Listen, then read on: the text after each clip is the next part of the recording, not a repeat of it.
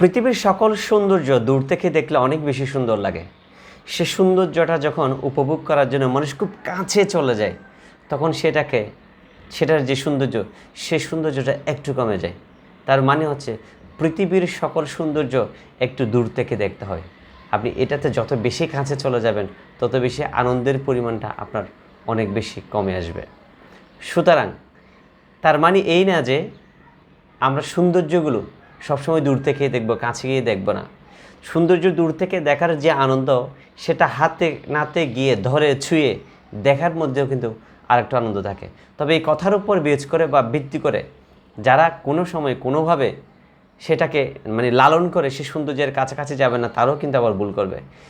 কথাটা প্রচলিত থাকলেও পৃথিবীর সকল সৌন্দর্য দূর থেকে দেখতে হয়, কাছ থেকে দেখলে কমে যায়। তার মানে এই না যে আমি কারো কাছে যাব না, তার মানে এই না যে আমি কাছ থেকে সৌন্দর্য উপভোগ করবো না, তার মানে এই না যে আমি সমুদ্রটা শুধু মোবাইল ফোনে দেখবো, সমুদ্রটা কাছে গিয়ে দেখবো না।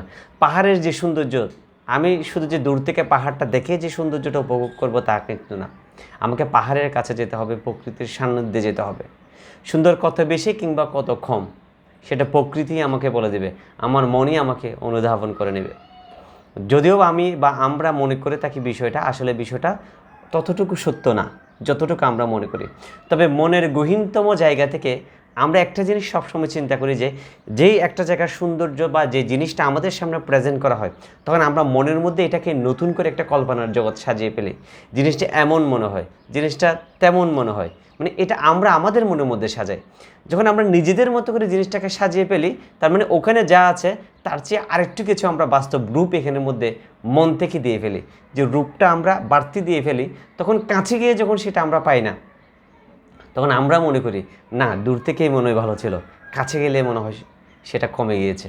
তার মানে পৃথিবীর কোনো সৌন্দর্য যে কাছে গেলে কমে যায়, সেটা কিন্তু সত্য না।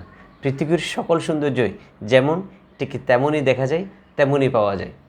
সুতরাং আমরা সৌন্দর্য শুধু দূর থেকে দেখব না, কাছ থেকে গিয়েও দেখব।